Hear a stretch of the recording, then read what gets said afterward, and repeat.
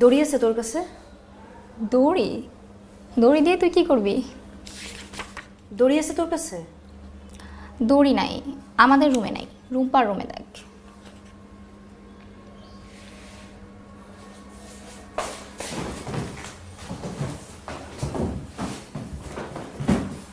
বললাম তো নাই। দড়ি দিয়ে তুই কি করবি?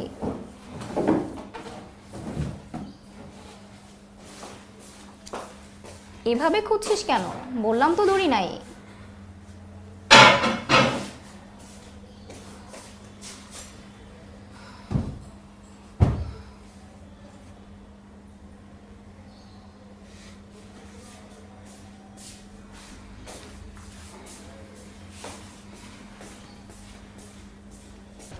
দড়ি আছে ভাই, দড়ি, মোটা দড়ি।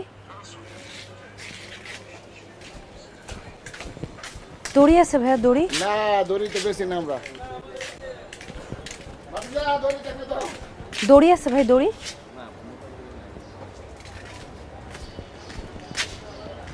দড়ি আছে ভাই, দড়ি।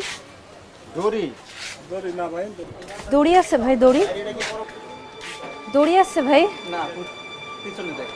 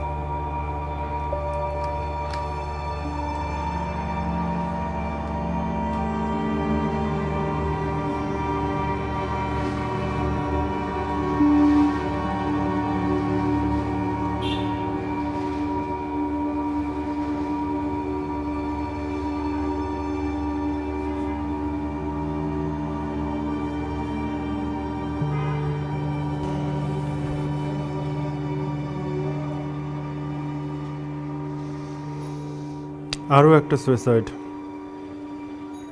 এবার বুঝতে পারছো তো এই সুইসাইডের কেসগুলো আমাদের ডিপার্টমেন্টে কেন ট্রান্সফার করা হয়েছে? It's not a regular crime. Sir এগুলো যে ক্রাইম সেগুলো কিন্তু আমরা স্পেসিফিকলি বলতে পারছি না, কারণ ভিকটিমদের উপর কোনো প্রকার ফোর্স, ট্রমা বা তাদেরকে সুইসাইড করার জন্য এনকারেজ করা হয়েছে এরকম কোনো এভিডেন্স কিন্তু আমাদের হাতে আসেনি। চকোলেটের ক্রেভিং যেখানে, বেলামে কুকিজ সেখানে। দেখা যাক এর পোস্টমর্টম রিপোর্টে কোনো কিছু আসে কিনা। ইউসুফ স্যার। পোস্টমর্টম রিপোর্টটা খুব তাড়াতাড়ি দরকার। ওকে স্যার, আমি এখনই ব্যবস্থা নিচ্ছি স্যার। ঢাকা শহরে মহামারীর মতো সুইসাইড ছড়িয়ে পড়েছে। গত এক মাসে প্রায় 23টির মতো সুইসাইডের ঘটনা ঘটেছে। একটি শহরে সুইসাইড ঘটতেই পারে, কিন্তু এই সুইসাইডগুলো যারা করছেন তাদের বেশিরভাগ মানুষই ছিলেন নিজের পার্সোনাল জীবনে খুশি, তাহলে আসলে এই মহামারীতে কি ঘটছে? আমরা এখন এই সুইসাইড মহামারীতে সুইসাইড করা আরো একজন ভিকটিমের বান্ধবীর সাথে কথা বলবো।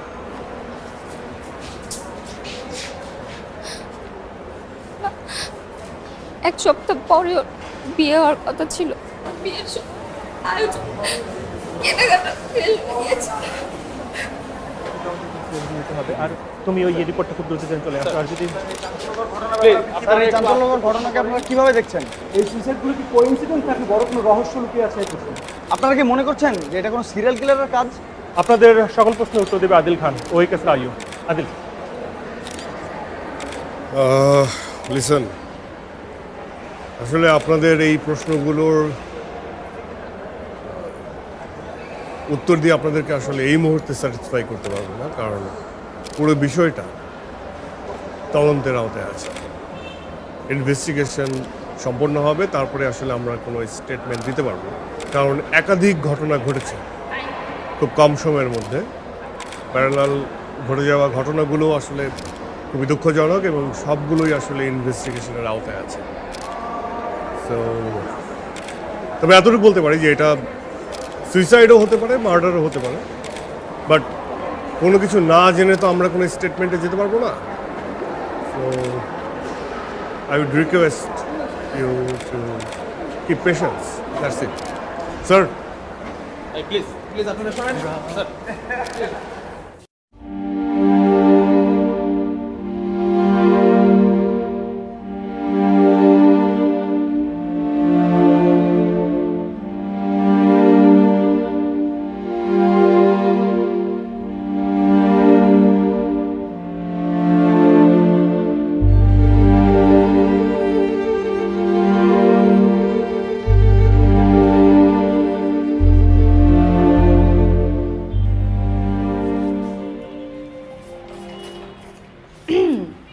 আমি কি ভেতরে আসতে পারি? কেন? আমাকে আইজি স্যারের অফিস থেকে পাঠানো হয়েছে কেন? ট্রেনিংয়ের জন্য। আপনি কি তোতলাচ্ছেন কেন? Excuse me?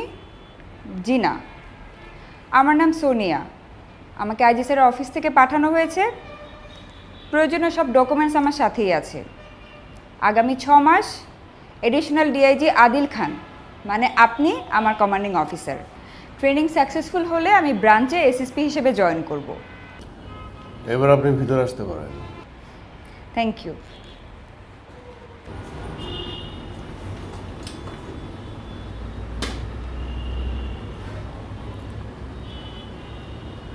আমার কনফিডেন্ট মানুষ খুব পছন্দ। যারা মিন করে কথা বলে তাদের খুব একটা পছন্দ করতে পারি না। কিছু বিষয় ক্লিয়ার করা উচিত। আপনাকে ভিতরে আসতে বলেছিলাম, বসতে বলি নাই। আর দুটো ইম্পর্টেন্ট বিষয়। জি স্যার। নাম্বার 1, যে কোনো প্রকারের ভুল আমার ব্লাইন্ড সাইডে করবেন, যাতে আমার চোখে ধরা না পড়ে। জি স্যার। আর হয়তো আমাকে পোক করবেন না। যেটা শেখার নিজ উদ্যোগে শিখে নেবেন। 6 মাস পরে বিদায় হবেন, ব্যাস। এখন আমি একটা কাজের মধ্যে আছি, কাজটা শেষ হলে আপনাকে ডেকে নেব, আপনি যান।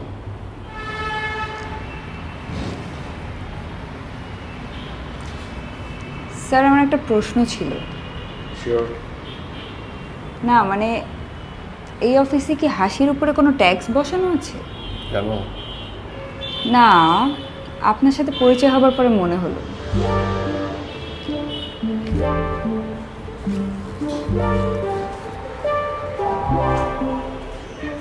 এখানে একটা হোল সিটির একটা ম্যাপিং করা হয়েছে স্যার। কোন কোন প্লেসে ঘটনাগুলো ঘটলো এবং কাদের সাথে ঘটলো। তো এখানে যাবতীয় ঘটনাগুলো দেখলে যেটা মনে হচ্ছে যে এগুলো কি মার্ডার নাকি সুইসাইড। All mystery. আমাদের এগুলো ফাইন্ড আউট করতে হবে, বাট আমরা একটু ভালো করে খেয়াল করি ঘটনাগুলোর একটা গতির পথ আছে স্যার। মানে হচ্ছে এখান থেকে এই পুরো সার্কেলটা শেষ হওয়ার পর আবার সে এখান থেকে শুরু করেছে। জি sir. Excuse me sir, sir আপনাকে একটু আর্জেন্টলি অ্যাড্রেস রুমে রেখেছি।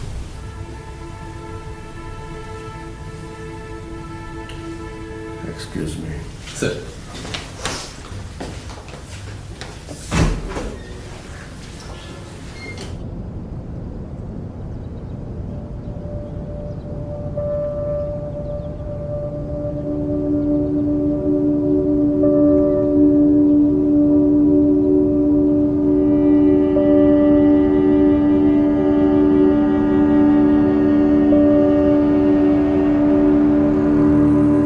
হ্যাঁ, কোনো ব্যাপার না, তুই আন্টির বলিস আমার কথা।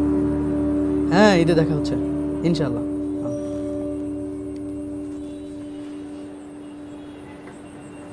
ভাইয়া আপনার সাথে একটু কথা বলি। সরি ভাই, আমি ব্যস্ত, কথা বলা যাবে না। আপনার সাথে কিছুক্ষণ কথা বলি। বললাম তো ভাই, কথা বলা যাবে না, ব্যস্ত। আমি জানি তুমি ব্যস্ত, আমার 5 মিনিট সময় লাগবে, একটু গল্প শোনাবো। আমি আপনাকে বললাম তো ভাই, আমি ব্যস্ত।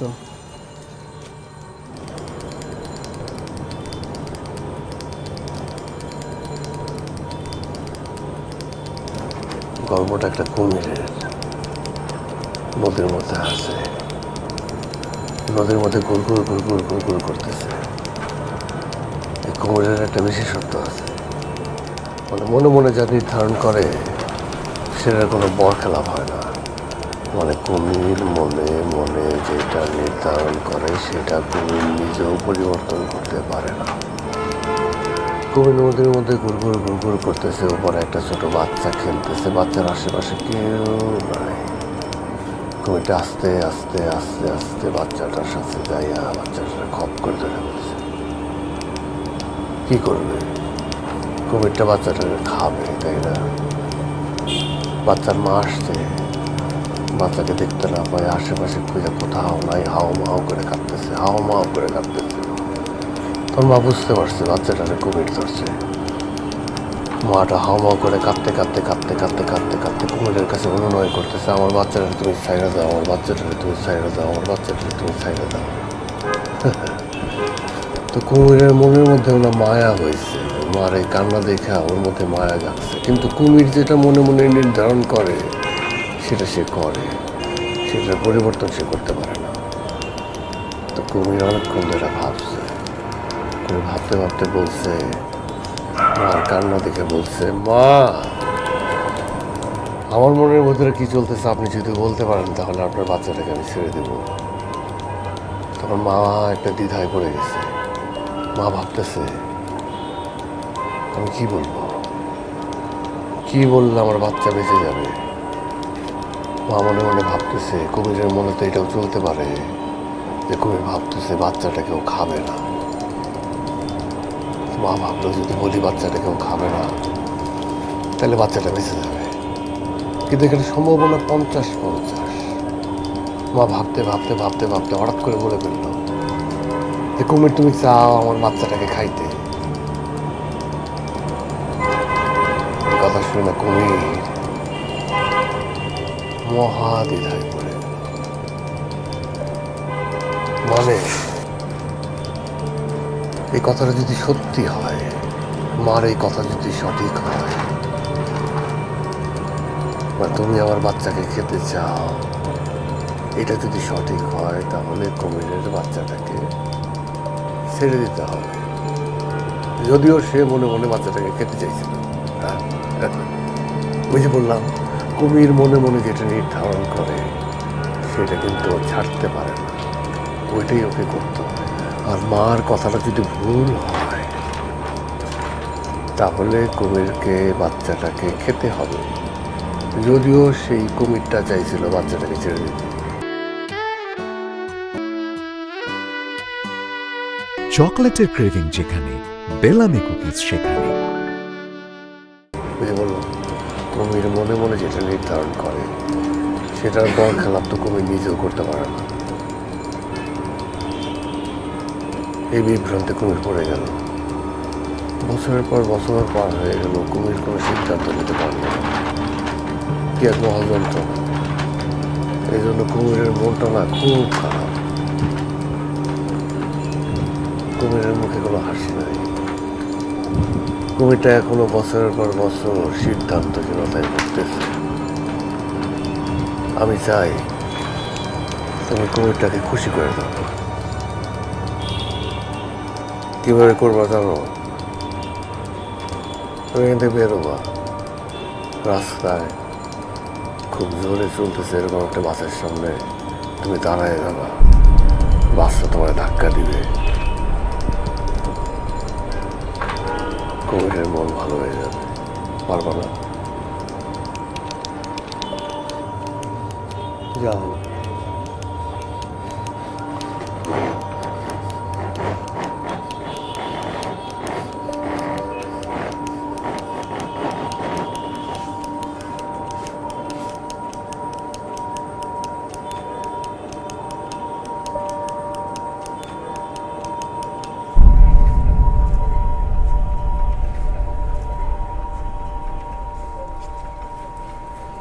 স্যার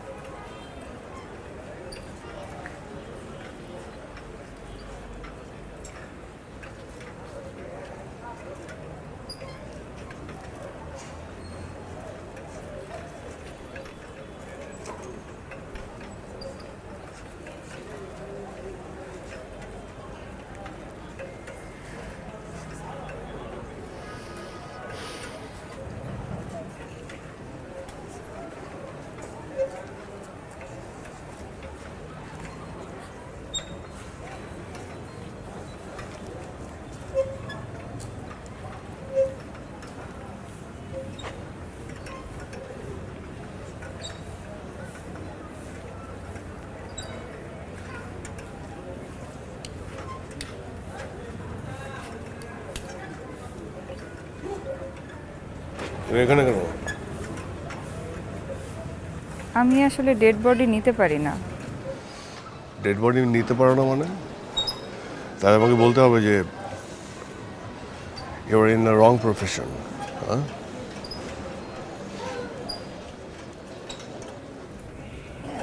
আসলে ছোটবেলা আমি আমার দিদার সাথে ঘুমাতাম। দিদা আমাকে অনেক আদর করত। যেদিন রাতে দিদা মারা যায় সেদিন রাতেও দিদা আমার সাথেই ঘুমিয়েছিল। ঘুমের মধ্যেই দিদা মারা যায়। সকালে যখন আমার ঘুম ভাঙে আমি দেখি দিদা ভয়ঙ্কর দৃষ্টিতে আমার দিকে তাকিয়ে আছে। হঠাৎ একটা পোকা দিদার মুখ থেকে বেরিয়ে নাক দিয়ে ঢুকে গেল। আমি এই দৃশ্য কোনোদিনও ভুলতে পারবো না। দিদা আমাকে এত আদর করত, কিন্তু তার সব স্মৃতি ছাপিয়ে এই ভয়ঙ্কর স্মৃতিটা আমার মনে গেঁথে গিয়েছে। তারপর থেকে আমি আর ডেড বডি নিতে পারি না।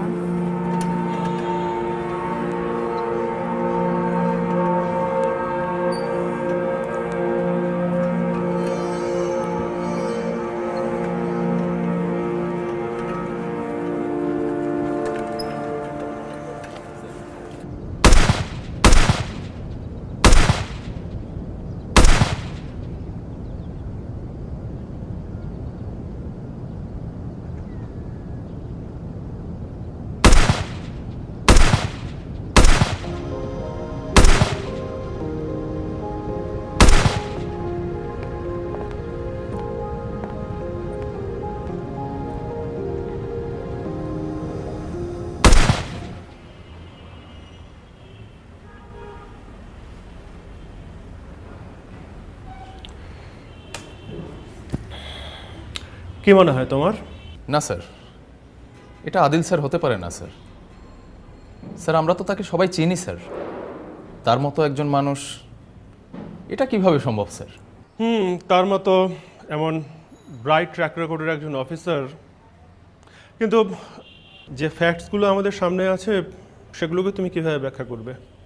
তারপরও স্যার আমার মনে হয় স্যার ঝামেলাটা অন্য কোথাও হচ্ছে। মেবি।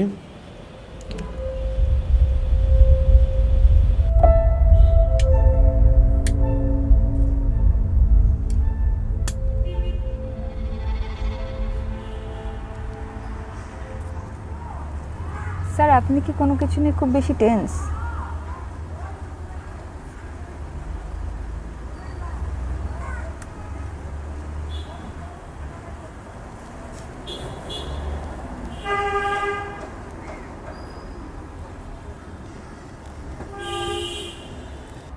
স্যার, এটা তো আপনি। এই মেয়েটাই না কিছুদিন আগে সুইসাইড করলো। আপনি ওকে চেনেন?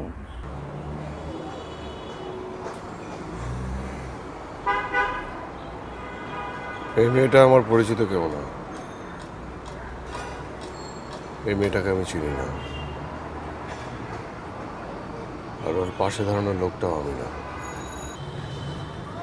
প্রথমবার আমি যখন এই ফুটেজটা দেখি তখন আমারও মনে হয়েছিল সারা জীবন সিনেমা নাটক দেখে এসেছি একই মানুষের, একই রকম মানুষের লোকালায় জমজ অনেক কিছু। এই বিষয়টা যে আমার সাথে ঘটে যাবে সেটা আমি আসলে বুঝতে পারিনি। ডিপার্টমেন্টে তাহলে এই বিষয়টা নিয়ে 2-3 দিন ধরে কানাঘুষা চলছে। আমি জুনিয়র দেখে হয়তো আমার সাথে কেউ কিছু শেয়ার করেনি। তুমি জুনিয়র দেখে কেউ তোমাকে কোনো কিছু বলেনি, ব্যাপারটা এমন না। তুমি আমার আন্ডারে কাজ করছো, তোমার কাছে নিশ্চয়ই আমার নামে বদনাম কেউ করবে না। আপনাকে কি ডিপার্টমেন্ট থেকে সন্দেহ করা হচ্ছে? দেখো, বিশ্বাস খুব ভারী একটা জিনিস, কিন্তু এর ভিত্তিটা খুব নরম। আমাকে সেইভাবে হয়তো বা কেউ সন্দেহ করছে না, তবে কানাঘুষা তো চলছেই। But it doesn't make any sense. আপনার কারণে কেন কেউ সুইসাইড করবে? Adil sir come in. Yes sir, suspect building এ প্রবেশ করেছে স্যার। আপনি গ্রিন সিগন্যাল দিলে আমরা অ্যাকশনে যাব। তোমরা তোমাদের পজিশন নাও, আমি আসছি। Over and out. Okay sir.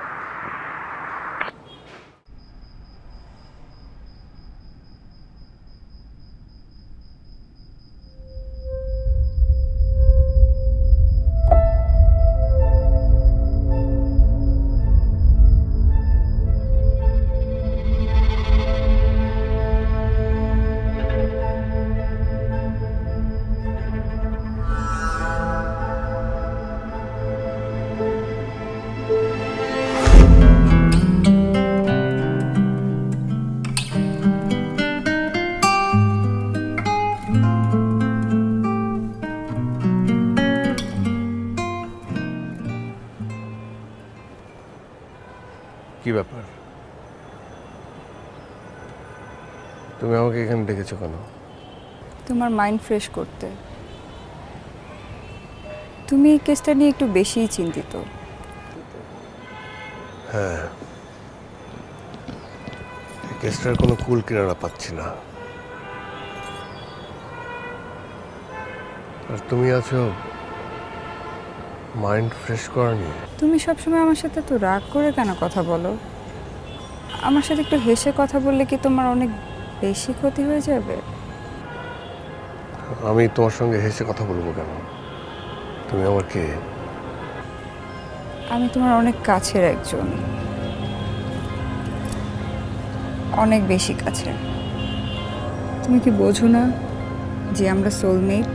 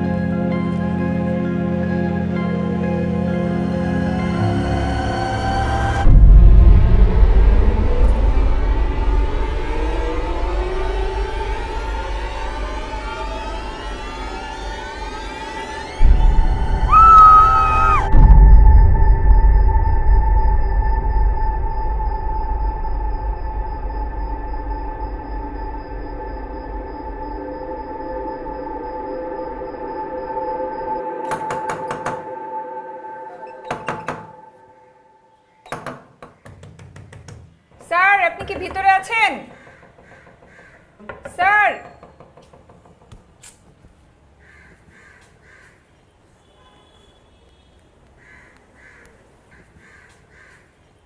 আপনার ডায়ালকৃত নাম্বারে সংযোগ প্রদান করা সম্ভব হচ্ছে না।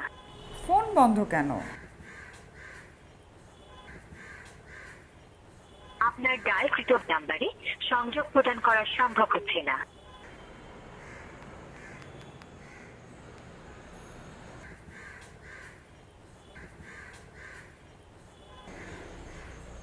ভেতরে কেউ আছেন?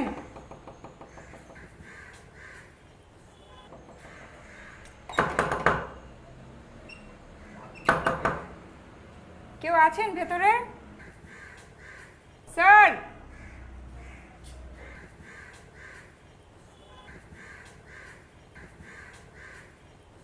আপনার ডায়ালকৃত নাম্বারে সংযোগ প্রদান করা সম্ভব হচ্ছে না। ফোন কেন বন্ধ?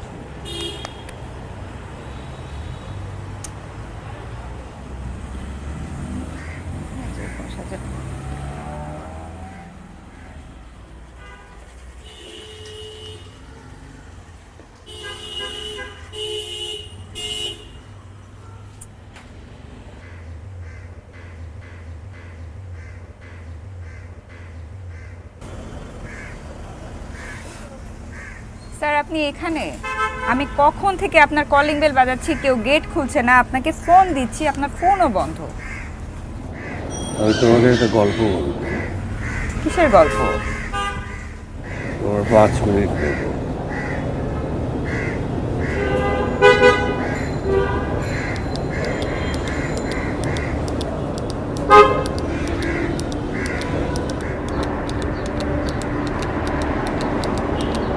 গল্পটা কবিগুরুকে নিয়ে,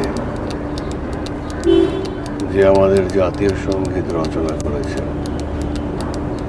উনি রচনা করেছেন 1901 সনে।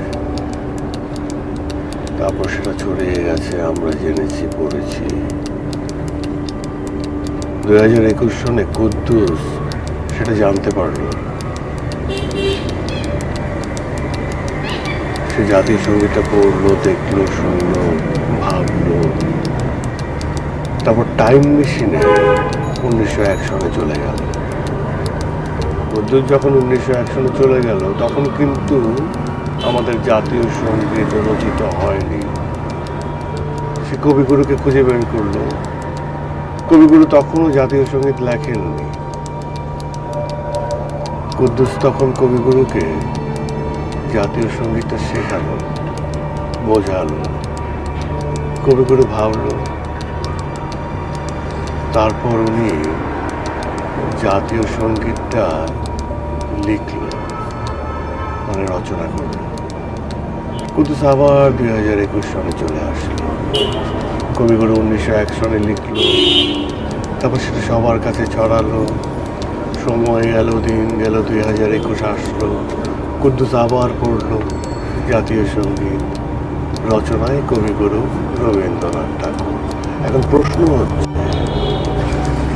আমাদের জাতীয় সঙ্গীতটা লিখেছেন কে? কবিগুরু রবীন্দ্রনাথ ঠাকুর। কিন্তু কুদ্দুস তো টাইম মেশিনে করে 1901 সনে যে জাতীয় সঙ্গীত রচনা হওয়ার আগে কবিগুরুকে সেই জাতীয় সঙ্গীত শিখিয়েছিলেন।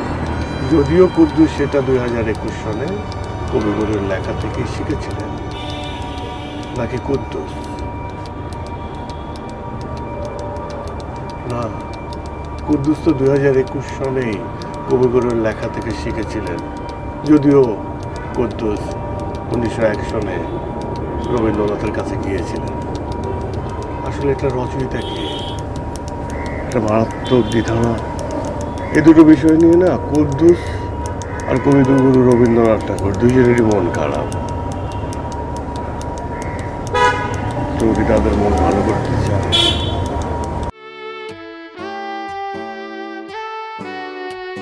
চকোলেটের ক্রেভিং যেখানে, বেলামি কুকিজ সেখানে। আমি জানি তাদের মন তুমি ভালো করতে চাও। তাহলে এখান থেকে উত্তর দিকে 47 কদম গুনে গুনে হেঁটে একটা ধারালো ব্লেড দিয়ে তোমার হাতে তুমি আঘাত করতে থাকবে। যতক্ষণ পর্যন্ত হাতের নার্ভগুলো একদম কেটে না যায়। কি পারবে না? আমি জানি তুমি পারবে। যাও।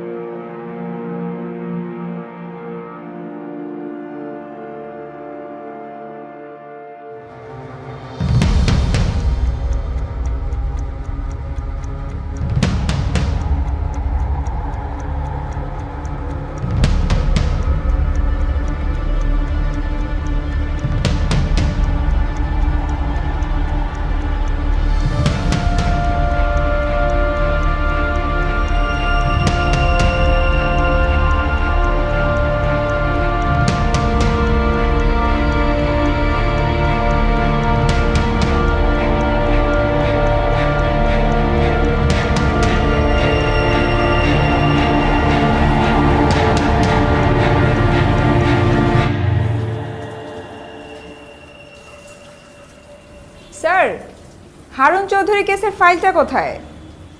দেখো, ওই আমার ড্রয়ারের ভিতরে আছে মনে হয়। ফার্স্ট বা সেকেন্ডটাকে দেখো। আচ্ছা, আমি দেখছি।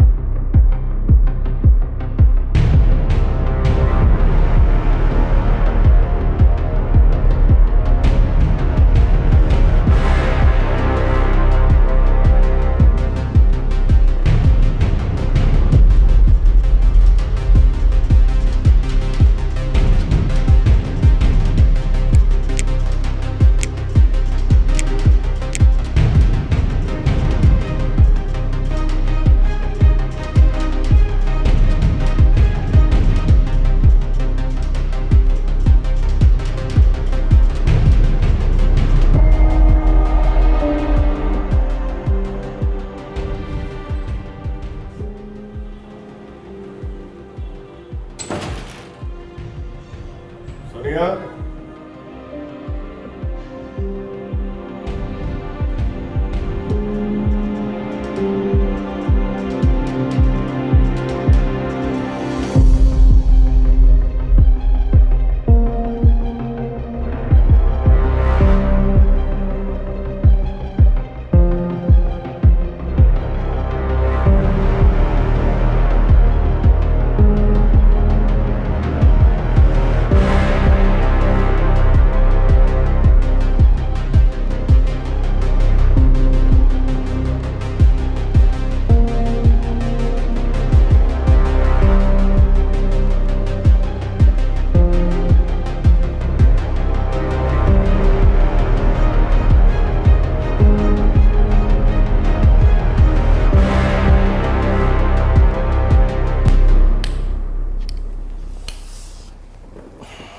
তোমার এখানে আসলেই আমার এই সমস্ত খাওয়া হয়, আমি তো অনেক আগে ছেড়ে দিয়েছি। যাও, যে জন্য তোমার এখানে আসা। আদিল, তুমি আমাদের ডিপার্টমেন্টে ওয়ান অফ দ্য বেস্ট। চৌকস তোমার ট্র্যাক রেকর্ড, আর এই কারণেই তোমাকে ডিপার্টমেন্টের প্রেস্টিজিয়াস ট্রেনিংয়ে 2 বছর আগে ইউকেতে পাঠানো হয়েছিল। ডিপার্টমেন্ট থেকে আশা করা হয়েছিল তুমি ট্রেনিং থেকে ফিরে এসে আরও বেটার, আরও চৌকসভাবে ডিপার্টমেন্টকে সার্ভ করবে। কেন স্যার, কোন প্রবলেম? না, সমস্যা তোমাকে নিয়ে নয়, মানে তোমাকে আমি কিভাবে বোঝাবো বিষয়টা। জি স্যার, আমি বুঝতে পারছি sir. I can read you, sir. I can understand. আমাকেই সাসপেক্ট করা হচ্ছে এখন। আমাকে আসলে স্যার হয় কি স্যার, আমিও একটা দ্বিধার মধ্যেই পড়ে গেছি। আপনি আপনার জায়গায় রাইট, যে সিসিটিভি ফুটেজটা পাওয়া গেছে, আমি তো আসলে দ্বন্দ্বের মধ্যে পড়ে গেছি। এটা কিভাবে সম্ভব যে এটা এতদিন সিনেমা নাটকে দেখে এসেছি। আমি নিজেও না এই কেসের সলভটা চাই, যে এটা সলভ হোক। ডোন্ট ওয়ারি স্যার, আপনি আপনার যেটা মনে আছে সেটা বলেন। আমার সাথে এই ধরনের ফর্মাল ওয়েতে কথা বলাটা ঠিক না। কি আমাকে অ্যারেস্ট করবেন? না, আমার সেরকম কোনো ইন্টেনশন নেই। আসলে পুরো ব্যাপারটাকে এখন পর্যন্ত কনফিডেন্সিয়াল রাখা হয়েছে। ডিপার্টমেন্টের এরা দুজন ছাড়া আর কেউ এখন পর্যন্ত জানে না পুরো ব্যাপারটা। হ্যাঁ, আইজি স্যারের কাছে আমি এখন পর্যন্ত সিসি ফুটেজটা পাঠাইনি। সত্যি বলতে কি আদিল, আমি তোমার কাছ থেকে কিছু কোঅপারেশন এক্সপেক্ট করছি। পুরো ব্যাপারটাকে আমরা ইচ্ছা করলে প্রমাণ করতে পারি যে এই সুইসাইড কেসগুলোর মাঝে তোমার কোনো ভূমিকা নেই। কিভাবে? House arrest. আমি কিছুদিনের জন্য তোমাকে হাউস অ্যারেস্ট করে রাখতে চাই। এই হাউস অ্যারেস্টের সময় যদি নতুন করে আরও কোনো সুইসাইড কেস ঘটে, তাহলে খুব সহজেই প্রমাণ করা যায় যে এসবের মধ্যে তোমার কোনো ভূমিকা নেই। আমাদের ডিপার্টমেন্ট একটা এম্বারেসমেন্ট থেকে বেঁচে যায়। তুমি নিশ্চয়ই বুঝতে পারছো আমি কি বোঝাতে চাইছি। আর যদি স্যার আর কোনো সুইসাইড না ঘটে? May God save you. Okay okay, good. আমি তোমার কাছে এটাই আশা করেছিলাম। And you know the rules. এই হাউস অ্যারেস্টের সময় তুমি মোবাইল, ইন্টারনেট এ সমস্ত ব্যবহার করতে পারবে না। আর হ্যাঁ, তোমার গানটা আমার কাছে জমা দিতে হবে। Sure sir, sure. ওকে। আমার না স্যার একটু ছুটি দরকার ছিল, আমার খুব টায়ার্ড লাগছে।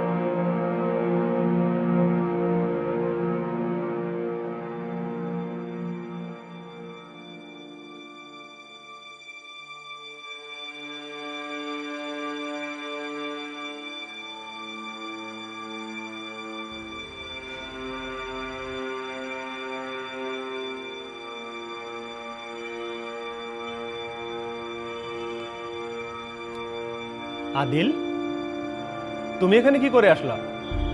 তুমি তো হাউস অ্যারেস্টে ছিলা। আদিল, এদিকে আসো তো। আদিল, বলো তোমাকে কে নিয়ে আসছে এখানে? তুমি কিভাবে হাউস অ্যারেস্টের থেকে এখানে চলে আসলে বলো একটু। এই, তোকে আর কেউ বাঁচাতে পারবে না। তোর সব অপরাধের কথা আমি বলে দেবো, সব।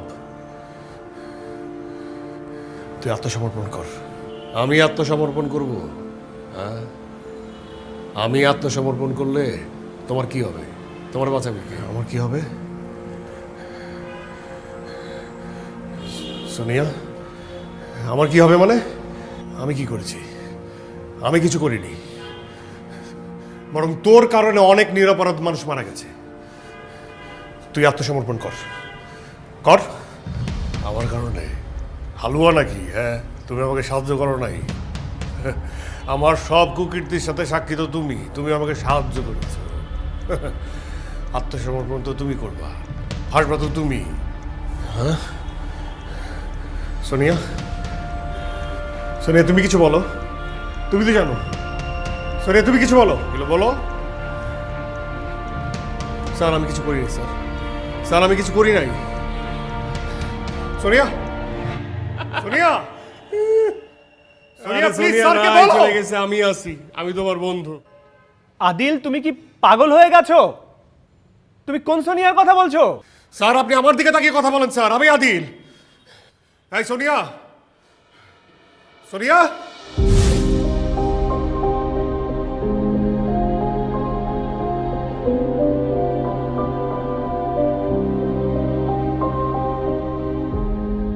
আমি তোমার অনেক কাছের একজন, অনেক বেশি কাছের। তুমি কি বোঝো না যে আমরা সোলমেট? সোনিয়া, সোনিয়া প্লিজ বলো। আরে সোনিয়া নাই, বন্ধু আমি আছি।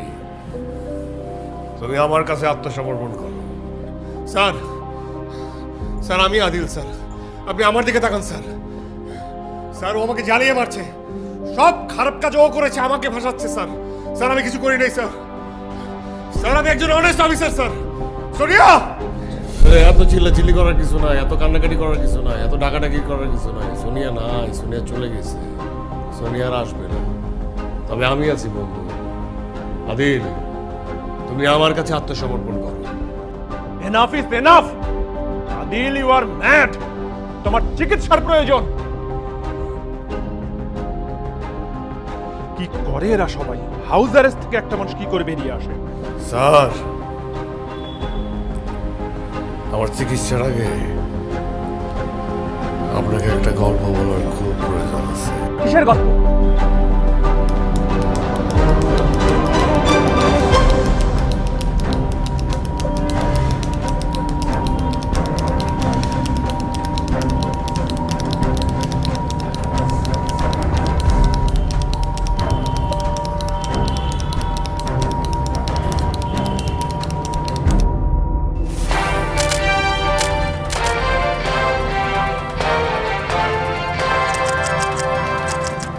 রাজধানীর চাঞ্চল্যকর সুইসাইড মহামারীতে সর্বশেষ সংযোজন হলেন ডিআইজি ইহতেশাম আহমেদ।